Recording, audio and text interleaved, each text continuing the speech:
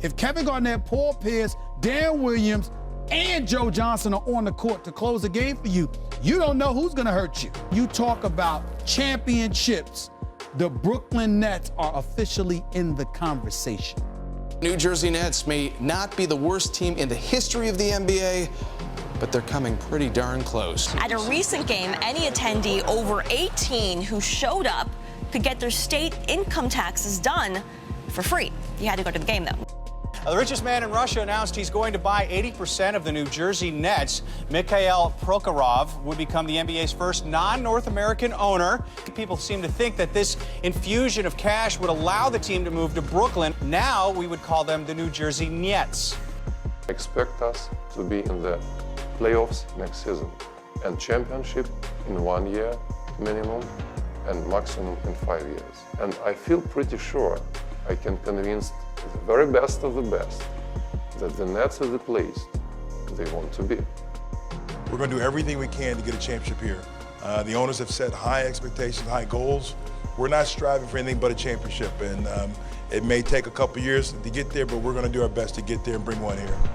James left his house about 9:30 this morning, and New Jersey Nets met with him first, made their 90-minute presentation in New York. That's all they're talking about. LeBron James is the topic of all the talk shows, the headlines in the papers, even on the playgrounds. The Big Apple loves LeBron. Down the highway, down the Jersey Turnpike, they are making a little bit of noise. They have a lot of hope. They are hanging by a thread right now, hoping that they cash in on the #1 pick. The third pick in this year's draft will be made by the New Jersey Nets. With the third pick in the 2010 NBA draft, the New Jersey Nets select Derek Favors of Georgia Tech.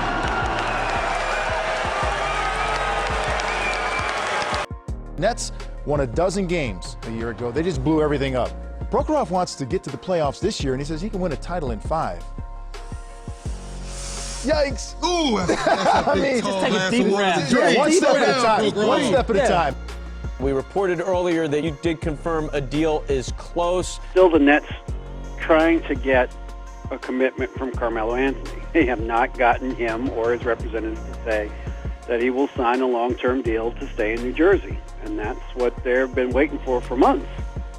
When the Nets weren't going to be able to get Carmelo Anthony, Billy King started looking for other deals. They want him to be the superstar they build around when they go to Brooklyn, and he's also arguably the best point guard in the league. Guys know he makes his teammates better. Brook Lopez, by the way, has a brand new point guard in Deron Williams, who will make his home debut here tonight for the New Jersey Nets. It'll be his third game, as he lost his first 2 as a member of the Nets. His contract will run out after next season, and just before this team moves to Brooklyn. Big move last year, getting Deron Williams. Keeping him is going to be another story. He has to figure out a way to sit down with Billy King. I want to stay, but what pieces are you going to bring around so I have a chance to compete for a championship each year? Chris Broussard reporting that New Jersey has been told by Howard's reps that the Nets are his preferred destination, and that the Magic Center is preparing to ask Orlando to trade him there. Nets are prepared to offer Brook Lopez and 2 first-round picks. If you're a New Jersey Nets fan, you woke up this morning and you find out, wait a second, Dwight Howard's not coming to play for our team next year? What do they do now? What's plan B? I guess it's go get Gerald Wallace in that trade with the Blazers and try to convince Deron Williams to stick around. I don't think that's going to be enough, though. Reminiscent to back in 2010 when all those free agents were signing and stuff like that, and they were left with who? Today, the Nets are arguably one of the worst teams in the league at 22-43, with most of the regulars not even in the lineup for the Jersey Swan Song. So the final Nets game in New Jersey ends, as so many others before it, with another loss. They're off to Brooklyn now, and while some fans here may remember them fondly, tonight they were quite forgettable. It wasn't Dwight Howard or Deron Williams, but it did involve the Brooklyn Nets. According to reports, they traded 5 players and a first-round pick to the Hawks for Joe Johnson, the all-star guard averaging 19 points last season. The Nets are hoping the acquisition of Johnson will convince Deron Williams to re-sign with Brooklyn. Deron Williams is staying with the Brooklyn Nets. Does this surprise you in any way? Not at all. The Joe Johnson move, I think, was huge. Now he has a running mate. Throw Gerald Wallace in there. You have 3 guys every night, if you're a Nets fan, that can come out and compete with the Eastern Conference. Are the Brooklyn Nets on pace to win a title in the next 3 years? Oh, they are definitely right now, Rick. When you start to look what they acquired, you talk about Joe Johnson, Gerald Wallace. But this is their first year playing together. But I think Deron Williams, a big point guard, Joe Johnson, a big two guard. This is the best backcourt in basketball. The Nets have made a coaching change. They have fired Avery Johnson after a 14-14 start. They've had a lot of turmoil in the locker room. We know Deron Williams came out that, he's a system guy and that Avery's offense really wasn't working for him. What's going on with the Brooklyn Nets, man? I think P.J. Carlesimo's doing an outstanding job, but at the same time, there's just something that's missing when y'all go up against the quality teams. So we got two superstars that's used to having the ball in their hands, and now they're having to learn to share that a little bit. This was a disappointing effort by the Nets. They were down 17 at halftime. They fought back valiantly, but in the end, it wasn't meant to be, and the Nets are going fishing. There's not much the Nets can do as far as signing free agents, as they have a lot of money tied up into their big three players. If you look at the Nets organization in Brooklyn, Russian owners, the hype of New York City, it made all the sense in the world to go with Jason. Even though he's an unproven commodity as a coach, but he still brings the hype, the fanfare. He's the greatest player in Nets history. Man, if you can get Kevin Garnett and Paul Pierce for what they're giving up, I mean, it's the poo-poo platter. The Nets aren't giving up anything. They're giving up non-lottery picks, $30 million of Gerald Wallace. What kind of trade is that? You shouldn't be able to get Kevin Garnett and Paul Pierce for that. Danny and I started talking, and we really focused on Paul Pierce. And I think we got close on a deal with Paul, and we were pretty much, okay, we'll do this. So then I said, what about Garnett? So I started throwing things at him. He goes, no, and I kept adding and spoke with ownership, and we agreed, and I called Danny and said, we're in.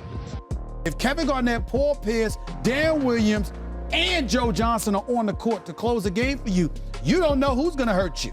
I'm sorry. This makes them incredibly formidable. You talk about championships. The Brooklyn Nets are officially in the conversation.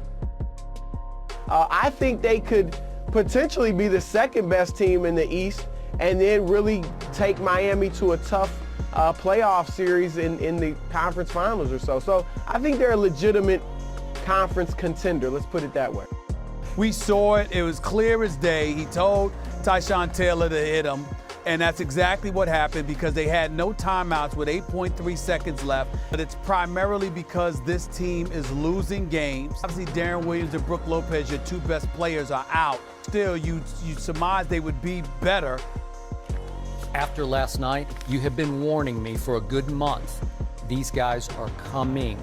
With Jason Kidd, who looked like for a while he was going to lose his job in his first year. Now he's a candidate for Coach of the Year. Now he's a candidate. And he's part of that fearlessness that the new Nets have. 5 seconds, Lowry. Williams, the tight defense. Here is Lowry on the deck, through two. Lowry put it up. It's blocked by Pierce, and the Nets win the series and sends Brooklyn to the second round. At the moment of truth, it was the truth. Paul Pierce. Another fourth quarter meltdown for the Nets results in the season being over for the team with the highest payroll in the NBA. Let's not forget that this Nets team was assembled to win now, but according to Jason Kidd, it's not quite that simple. Both him and Billy King have a lot to think about now in the offseason, which begins now. How did this fall apart so quickly? Jason Kidd goes to ownership, asks for total control of basketball operations, be put above Billy King on the organizational hierarchy, among other things. Those demands were rejected by ownership, who didn't think he was ready for them. And now, a couple days later, Jason's off to Milwaukee, and the Nets look for a new coach. Pierce says he's in a better place than he was last season when he was with the Nets. He describes his experience there as horrible and said the team had a bad attitude. Before I got there, I looked at Deron as an MVP candidate, but I felt once we got there, that's not what he wanted to be. I think a lot of that pressure got to him sometimes. Not the same level of expectations as there was last season. How good can this Nets team be this year? You know, I think they can be really good. Look, now the expectations aren't there. They're not talking about a 60-win team. And it allows these guys to really play their game and kind of play with that confidence and not have that pressure. Oh, my goodness. Oh, my goodness. Did the goal move? What was that? Oh, my goodness. Prior to last season, the Nets made a bold step in their pursuit of a championship, sending a host of assets to Boston for a package that centered on Paul Pierce and Kevin Garnett. Pierce departed this past summer, and in the wake of yesterday's trading deadline, Garnett is no longer a Net either. Deron Williams is overrated because he was being rated as an annual MVP candidate. In his defense, how many times has he been hurt since he's been a Net? He's one thing legitimately for him. The ankle. Yeah. You're looking at Billy King a little bit differently now, my man, because Billy King, obviously, at the behest of Prokhorov, the owner, invested $98 million in him. All right, the Brooklyn Nets not only needed to win against the Magic, they needed the Pacers to lose to earn the playoff spot in the East. They got what they needed. Thanks in big part to rookie young buck Bojan Bogdanovic, they'll now go toe-to-toe with the top seed in the East, the Atlanta Hawks. The Brooklyn Nets, a disappointing ending to an up-and-down season as they lose at home on their home floor. You guys were the better team all along. You just heard Lionel Hollins say that. Deron Williams is reportedly leaving the Brooklyn Nets. The Nets will buy out the remaining 2 years and $43 million left on his $99 million contract. The point guard shot a career-low 39% last season, scoring 13 points per game and just under 7 assists. Probably borderline playoff team. If a lot of things go right, this team probably sneaks in the bottom of the Eastern Conference. If things go wrong, your pick could possibly be number one and go to the Boston Celtics because you don't own it. So things could spiral, and it would be ugly if, in fact, the Celtics land one of those top 5 picks in the draft. The basketball gods smiled on the Nets today. That's what Mikhail Prokhorov said the day that the trade happened. But now is where the first time is going to hurt. And that deal is made to win a championship. And if I was Brad Stevens, I would coach tonight like a playoff game, because every loss that you give to the Nets, he will. Yeah, helps them out.